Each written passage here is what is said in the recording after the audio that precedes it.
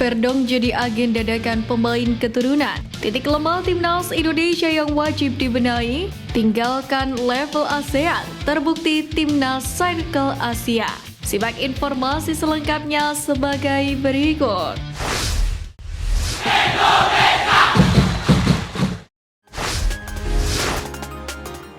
Jalani debut manis, Verdong jadi agen dadakan pemain keturunan.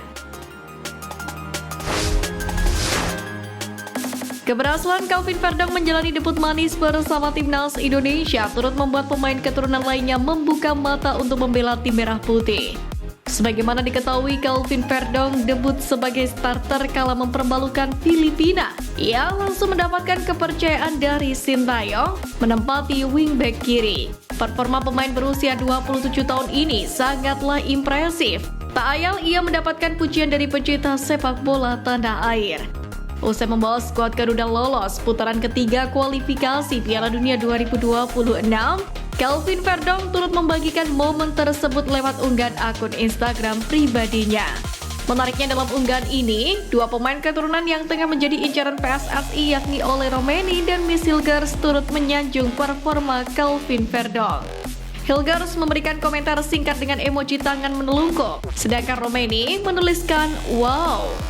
Tak ayal komentar dua pemain keturunan grade A tersebut membuat netizen tanah air heboh, sebab keduanya diharapkan mau untuk diproses naturalisasi jelang babak ketiga kualifikasi Piala Dunia 2026. Sontak harapan pun muncul ketika kedekatan Calvin Verdong dengan Ole Romeni dan Miss Hilgers bisa membawa keduanya akhirnya memilih timnas Indonesia. Seolah menjadi agen, Calvin Verdong pun bisa membantu Sintayong mengatasi permasalahan di skuad Garuda saat ini.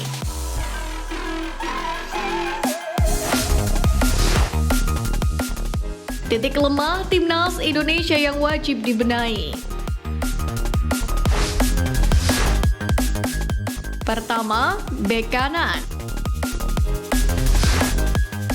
Sisi kanan pertahanan timnas Indonesia kurang kuat dibandingkan sisi kiri yang dipenuhi opsi pemain berkualitas. Terbukti terdapat nama-nama seperti Nathan Chuaon, Pratama Arhan, Sain Patinama, hingga Calvin Verdong memberikan pilihan yang melimpah sebagai starter.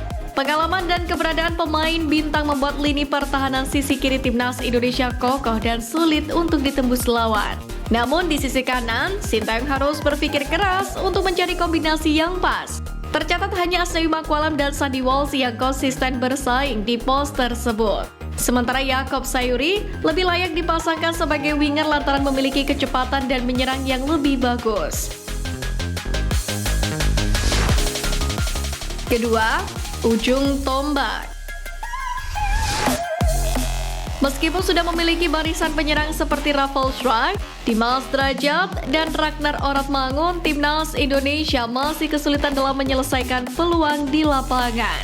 Pada pertandingan melawan Irak dan Filipina sendiri, striker-striker tersebut gagal memanfaatkan peluang yang ada.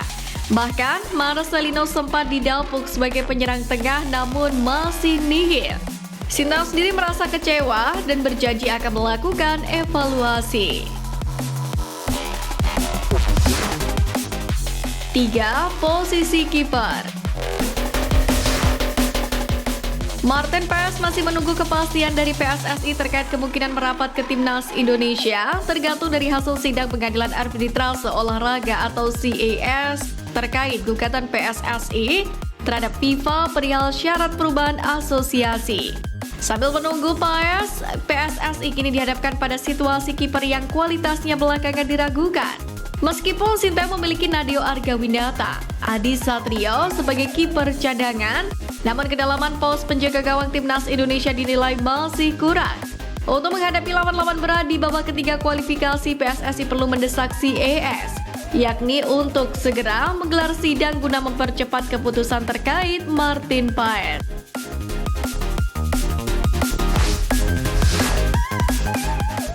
Tinggalkan level ASEAN, terbukti timnas Circle Asia.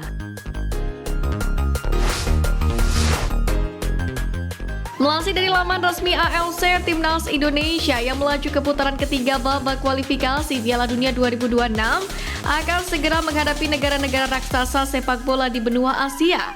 Nama-nama besar sekelas Jepang, Korea Selatan, Irak, Iran, Arab Saudi, Australia, dan negara-negara lainnya yang kerap mewarnai gelaran turnamen di level benua siap menghadang laju skuad Garuda yang tercatat baru kali pertama menampakkan jejaknya di level ini.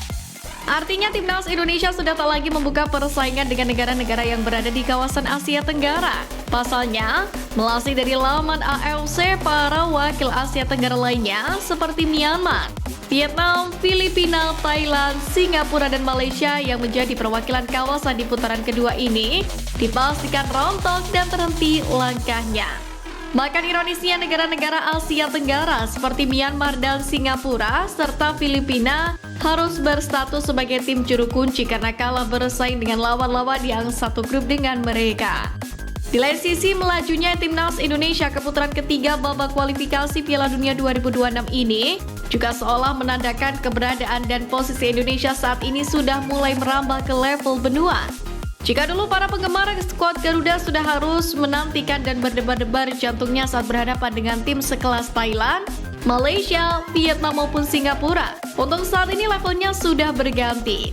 Bagaimana tidak, para pendukung timnas Indonesia kini sudah berada di level berdebar-debar saat pasukan Garuda berhadapan dengan tim sekelas Jepang, Korea Selatan, Irak, Iran, dan tim-tim lain yang sering mewakili benua Asia di pentas Piala Dunia.